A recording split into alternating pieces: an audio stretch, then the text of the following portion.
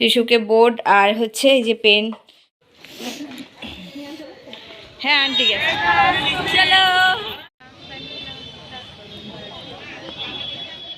সুন্দর সুন্দর কথা বেশ ভালো লাগছে, তো যেন এখন দেখালাম। ঠিক আছে।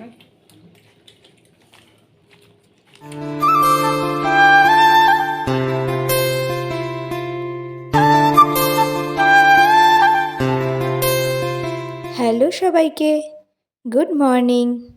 আমি ঝুমা আমার সকল প্রিয় বন্ধুদেরকে নিয়ে আজকের ব্লগটা শুরু করলাম। কেমন আছো তোমরা? আশা করছি সবাই অনেক ভালো আছো, সুস্থ আছো। আমিও ভালো আছি। তো আজকে অনেক দিন পর সূর্য ওঠাটা মনে হচ্ছে দেখতে পেলাম। কেন বলো তো? এত সকালে তো আমি কখনোই মা আসার পরে আমি এই অসুস্থ হওয়ার পর থেকে কিন্তু এত সকালে উঠি না, একটু পরেই উঠি। তো যাই হোক, আজকে আমরা খুব সকাল সকাল উঠে গেছি। এখন বাজে ঘড়িতেই 6:30 মতো। মা 5টা 5:30টায় উঠেছে। উঠে মার অর্ধেক কাজ কিন্তু হয়ে গেছে, আর আমি উঠে ব্রাশ করে ফ্রেশ হয়ে নিলাম। তো আজকের টাইটেল আর থাম্বনেল দেখে বুঝতেই পেরেছো আজকের ব্লগটা কী নিয়ে, আর কেনই বা আমরা এত সকাল সকাল উঠেছি সবটাই তোমাদের সাথে শেয়ার করব। তার জন্য পুরো ব্লগটা কিন্তু দেখতে হবে। তো সকালবেলা দেখো আমি একটু ফ্রেশ হয়ে আগে কিন্তু কাপড়টা চেঞ্জ করে নিলাম। আমি সকালে আমাদের বাড়িতে সবাই উঠে কিন্তু আগে বাসি কাপড়টাই চেঞ্জ করে নিই। তো যাই হোক, ব্রাশ করে নিজে ফ্রেশ হয়ে রেডি হয়ে দেখো চলে এসেছি। আর এদিকে সার্ফের লিকুইডটা বোতলের থেকে শেষ হয়ে গেছিলো, তো সেটা মাকে ঢেলে ঠিকঠাক করে দিলাম, কারণ মার ওটা কাজে লাগবে। তারপরে চলে এসেছি কিচেনে। এসেই দেখতেই পাচ্ছ আগে বাটিতে জল গরম দিয়ে দিচ্ছি, কারণ একটু গরম জল সকালবেলা, হালকা উষ্ণ গরম জল কিন্তু আমরা সবাই খাই। তো গরম জলটা করে রাখবো। রিশু কিন্তু এখনও ওঠেনি, আর মা যেহেতু উঠে কাজকর্ম করছে, মার ব্রাশ হয়ে গেলে মাকেও দিয়ে দেবো। আর আমি যেহেতু ব্রাশ করে নিয়েছি, তো তার জন্য গরম জলটা বসিয়ে নিলাম। আর বন্ধুরা, আজকে সবথেকে প্রবলেমের কাজ হচ্ছে, খুব অসহ্য লাগছে যেটা, সেটা হচ্ছে আমার ওভেনটা আবার সেই কাজ করছে না। একটা সাইড ছোট সাইডটা কিন্তু ভালোভাবে জ্বলছেই না, একদমই জ্বলছে না। কারণ আজকে আমি খুব ব্যস্ত, তবে আমার সাথে ওভেনটা কাল রাত থেকেই জ্বালাতন করছে। কয়েকদিন আগেই কিন্তু সার্ভিসিং করা হয়েছে। তো ওই যে তোমাদেরকে আগেও বলেছিলাম যে এটা আমার পাল্টাতে ইচ্ছা করে না, তবে এখন মনে হচ্ছে এটাকে আমাকে ছাড়তেই হবে। তো চলো মেয়েকে ডেকে নিই। বাবু, এবার 7:10 বাজে, ওঠো। Good morning. মর্নিং। হ্যাঁ, কোথায় সকাল থেকে? আমি তো 7টার থেকেই ডাকছি, 7:10 বাজে, 10 মিনিটই তো ডেকেছি। তো ওঠো, ওঠো ওঠো। তো মেয়েকে ডেকে নিলাম। মেয়ে অনেকটা রাতেই শুয়েছে, আমিও মেয়ের সাথে অনেকটা রাতে শুয়েছি, তবে আমি একটু আমি ব্যস্ত বলে আমি উঠে গেছি। এখন চলে এসেছি ফ্রিজের মধ্যে কি কি আছে সেটা বার করতে, রান্না করতে হবে তার জন্য। আর রান্নাটা আজকে আমিই করব, কারণ আমি যদি না করি তাহলে অনেকটা লেট হয়ে যাবে। মা যেহেতু এখনও কাচা ধোয়া করবে, পোছা লাগাবে, তারপরে গোপু জাগাবে, পুজো দেবে, অনেক টাইম লাগবে। আমাদের হাতে কিন্তু আর মাত্র 2 ঘন্টা টাইম আছে। তো বন্ধুরা, এবার বলি, আজকে হচ্ছে আমার মেয়ের জীবনের সবথেকে গুরুত্বপূর্ণ বড় পরীক্ষা। আজকে আমার মেয়ের মাধ্যমিক পরীক্ষা শুরু, তো তার জন্য নিয়ে যেতে হবে সাথে। তো এই জন্য সকালে এত ব্যস্ত, যেহেতু আজকে প্রথম দিন, তো তার জন্য আমাকে 9:30টার মধ্যেই বেরোতে হবে। আর এটা লেখাও আছে যে সব বাচ্চারাই 1 ঘন্টা আগে অন্তত আসবে। তো তার জন্য আমি কিন্তু সকাল সকাল এতটাই ব্যস্ততা করছি। আর পরীক্ষার এই কদিন মাকে বলেছি, মা আমি যাই পারি না কেন দাঁড়িয়ে দাঁড়িয়ে রান্না করে নেবো, তুমি এদিকে কাজ গুছিয়ে রেডি হয়ে নেবে, কারণ মেয়েকে নিয়ে যেতে হবে। আর এই দেখো এখানে সবজি কাটছি। আসলে কি বলো তো, আমি শরীর খারাপ, যেহেতু আমি এই ভিডিওটা পরে আপলোড করছি, 2 দিন পরে, তো আমার শর্ট ভিডিও কিন্তু দেয়া হয়ে গেছে। তো সেখানে অনেকে কমেন্ট করেছো আর কি, যে দিদিভাই এই অবস্থায় তুমি বাইরে বেরিও না। তো তোমাদেরকে বলছি, এই অবস্থা বলতে হ্যাঁ, আমার তো কষ্ট অবশ্যই হচ্ছে। যেহেতু এখন পুরো মাস চলছে, অবশ্যই আমার কষ্ট হচ্ছে। তবে কি বলো তো, বাড়ি থেকে আমার আরও কষ্ট বেশি হবে, কারণ সবসময় না টেনশান হবে। আর রিশুকে আমি ছোট্টবেলার থেকেই আর কি একা কখনোই ছাড়িনি, স্কুলে বলো যাই বলো। আর পরীক্ষা হলে তোমরা দেখেছো আমার ব্লগে সবসময় আমি সাথে গেছি বা নিচে বসে থেকেছি, পরীক্ষা দিয়েছি। এটা বলতে পারো যে অভ্যাস বা কোনো খারাপ অভ্যাস করে ফেলেছি আমি মেয়েকে এই করে, সেটা তোমরা বলতেই পারো। তবে কি বলো তো, ছোটোবেলা থেকে একটা অভ্যাস হয়ে গেছে। আর যেহেতু আজকে মাধ্যমিক পরীক্ষা, জীবনের একটা সবথেকে বড় পরীক্ষা, আমি ঘরে থাকতে পারবো না। মেয়ে কিন্তু বলছে যে তুমি যদি না পারো যেও না, আমি দিদুনের সাথে যাব। তবু কিন্তু ওর মনটা খারাপ, কারণ সব বান্ধবীর মায়েরাই কিন্তু মানে আমরা যখন দেখেছো তোমরা একসাথে সবাই পরীক্ষা দিতে এসেছে, তো আমরা মায়েরা একই জায়গায় বসে থেকেছি। সেটা নাচের ক্ষেত্রে, স্কুলের ক্ষেত্রে, টিউশনের ক্ষেত্রেও। তো সেই জন্য মেয়ে হয়তো এখন আমাকে দেখে বলছে যে শরীর খারাপ, তোমাকে বাইরে বেরোতে হবে না বা যেতে হবে না, আমি পারবো। তবু ওর মনের মধ্যে কিন্তু একটা টেনশান বা একটা ইয়ে আছেই। তো তার জন্য আমি চাই না আমার মেয়ের পরীক্ষা মানে আমার জন্য খারাপ হোক, কারণ আমি এত দিন ওকে টেনে নিয়ে এসেছি। আর এই মুহূর্তটাও আমি টেনে নিয়ে যেতে চাই, যাতে ওর রেজাল্টটাও ভালো হোক, ওর মনটা ভালো থাকুক, মাইন্ডটা ফ্রেশ থাকুক, সুন্দর করে পরীক্ষা দিক, তাতে আমার কষ্ট হলেও কোনো অসুবিধা হবে না। তো যাই হোক বন্ধুরা, দেখো একটা মিক্সড সবজি করব, আর এদিকে দেখো ভাতটা কিন্তু হয়ে গেছে। ভাতটা ওই যে আগে কেন বসিয়েছি বলো তো, এই একটা ওভেন বলে উঠেই আগে ভাতটা বসিয়েছি, কারণ ভাত হবে, ডাল হবে, একটা সবজি হবে। আর যেহেতু পরীক্ষা দিতে যাবে, কোনো রিচ খাবার আমি করব না, একদম হালকা পাতলা ডাল আর একটা ওই মিক্সড ফ্রাই সবজি আর কি করব সাথে। তারপরে দুপুরে যা হবে সেটা দেখা যাবে, দুপুরে এসে কি দিয়ে খাবে কি করবে। এখনকার মতো করে নিয়েছি, ভাতটা দুবারের মতো করেছি, সবজিটাও দুবারের মতো করেছি। তারপরে দেখা যাবে যে দুপুরে কি হবে। তো চলো, ওদিকে নাচের স্কুল থেকে সবাই আসছে। দেখো রিশুর দাদারা, মানে ওই নাচের স্কুলের স্যারেরা আর কি সকালবেলা রিশুকে বোর্ড আর হচ্ছে এই যে পেন আর ইয়ে দিয়ে গেল, এই এখনই এসছিল। আর ওই তখনই তাড়াতাড়ি করে ঘুম থেকে উঠলো সকালবেলা, মানে দাদারা আসেনি, দিদি ভাইরা এসেছিল, দাদারা তো ব্যস্তই থাকে। তো যাই হোক, চলো এখন স্নান করতে যাবে। এখন 8:30 বেজে গেছে, আমার রান্না প্রায় হওয়ার মধ্যে, কিন্তু এখনও চা খাইনি। আর ওই যে ওকে তুলে দিলাম, বিছনার মধ্যে বসে বসে পড়ছিলাম, আমি ঘর রুমটা গোছাবো, তুই উঠে স্নান টান করতে মানে ঢোক আর কি। তো চলো আগে আমি বিছানাটা গুছিয়ে নিই। তো এখন বাজে 9:40, তো আমরা সমস্ত কাজ কমপ্লিট করে খাওয়া দাওয়া করে রেডি হয়ে দেখো মেয়েকে নিয়ে বেরিয়ে পড়েছি। তো মেয়েকে বলছিলাম যে আজকে টোটোতে যাবি, আসলে স্কুলটা কিন্তু একদম আমাদের বাড়ির কাছে, 10 মিনিট লাগবে, বেশি দূর সিট পড়েনি। তো যেহেতু আজ প্রথম দিন, তো বললো চলো তাহলে আজকে টোটোতেই নিয়ে যাও, একদম মানে টোটোতে গেলে 5 মিনিটও লাগবে না। তবু প্রথম দিন তো সবাই আজকে টোটো অটোতে যাচ্ছে, অনেক দূরে দূরে, ওর কাছে সিট পড়েছে, তো তার জন্য।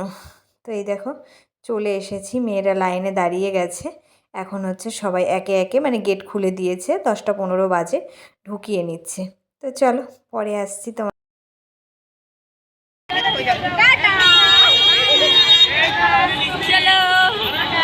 তো মেয়েরা স্কুলে ঢুকে গেছে, পরীক্ষা শুরু হয়ে গেছে, কিন্তু আমাদের ওখানে বসতে দেয়নি, পুলিশরা পুরোটাই আমাদের ওখানে একটু দাঁড়াতেও দিল না।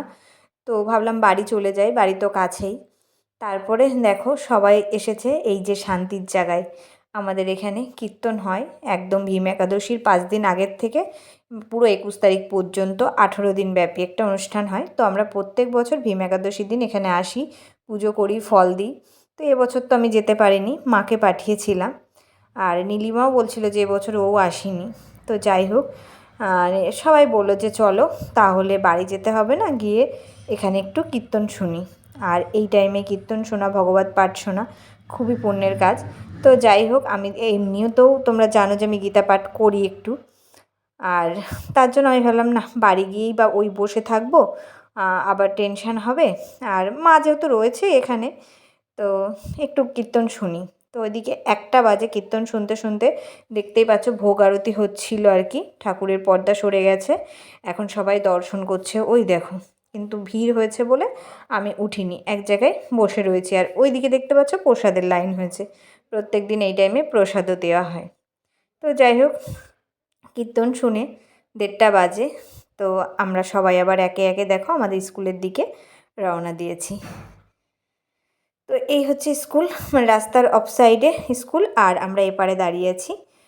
পুলিশ মানে গার্ড রয়েছে, সবাই বলছে এদিকে আসতে হবে না, আমরা গাড়ি বন্ধ করে দেবো, বন্ধ করে দিয়ে বাচ্চাদের পার করব, মানে ওদিকে গেলে কিন্তু ভিড় হয়ে যাবে।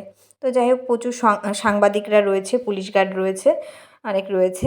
আর এখানে দাঁড়িয়ে থেকে না, মানে আমাদেরও না সেই মাধ্যমিকের ফিলিংটা আসছে, যে মায়েরা এই দাঁড়িয়ে থাকতো। আমাদের স্কুলটাও ঠিক এরকম ছিল, রাস্তার এপিঠে আর ওপিঠে দাঁড়িয়ে থাকতো আর আমরা বেরোতাম।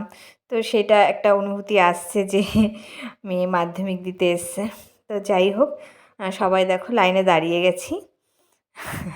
তো চলো, মেয়েদের পরীক্ষা কিন্তু শেষ হয়ে গেছে, আর ওই যে সবাই একে একে বেরিয়ে আসছে। তো আমিও উকিঝুঁকি মারছি, কারণ আমাকেও সবাই না ওই একটা বেঞ্চে বসিয়ে রেখেছে, মানে তুমি বসো, আমরা হাত তুললে ওরা চলে আসবে। তো আমি খুঁজে পাচ্ছিলাম না, সবাই ক্যামেরা উঁচু করে যে আমার ভিডিওটা করে দাও। তো যাই হোক, চলো, এখনই চলে আসবে মেয়ে, তারপরে কিন্তু আমরা বাড়ির দিকে রওনা হব। পরীক্ষা কেমন হলো? ভালো, ভালো, খুব ভালো না, শুধু ভালো বলতে নেই ওর ভালো, বলবে পড়লেই ভালো নাকি, মানে পড়লে কমন, না পড়লে কমন না। সবেমাত্র বাড়ি আসলাম। তো এই দেখো, সবেমাত্র বাড়ি আসলাম। তো বাড়ি আস্তে আস্তে 2:20 হয়ে গেছে, কারণ আজকে ছাড়তে ছাড়তে অনেক লেট করে দিল। আর এই কুর্তিটাও অনলাইন থেকে অর্ডার করেছিলাম, তো ওদেরকে দেখানো হয়নি। কুর্তিটা কিন্তু বেশ ভালো লাগছে, তো যেটা এখন দেখালাম। চলো, ঘরে একা একা বসে থাকবো, তো তার জন্য কীর্তনে গেছিলাম। আমাদের এখানে 18 দিন ব্যাপী কীর্তন হয় প্রত্যেক বছর। তো যাই হোক, এবার একটু সুযোগ পেলাম দুপুরে মানে ওই পাঠ শোনার। তো ভেবেছি রোজই যাবো, একটু কাজ টাজ কমপ্লিট করে দুপুরের টাইমে গিয়ে একটু পাঠ কীর্তন শুনবো দুপুরের টাইমে। আর এখন আরও ভালো কীর্তন হচ্ছে, কিন্তু ওই যাওয়া তো হয় না, ভীম একাদশীতেই আমরা যাই। তো এবছর তো যাইনি, কারণ ওখান থেকে আসতে হতো, এখন তো বাড়ির কাছে একদম। তো চলো, আর আমাদেরকে না টোটো করে দিয়ে গেল ওই রাস্তা পর্যন্ত, নেমে গেলাম, কারণ আজকে টোটো ফ্রি আমাদের। তো রাস্তায় ওই মাথায় নেমে গেলাম, কারণ আমাদের সাথে আরও কয়েকজন আছে, তারা আরও সামনে যাবে।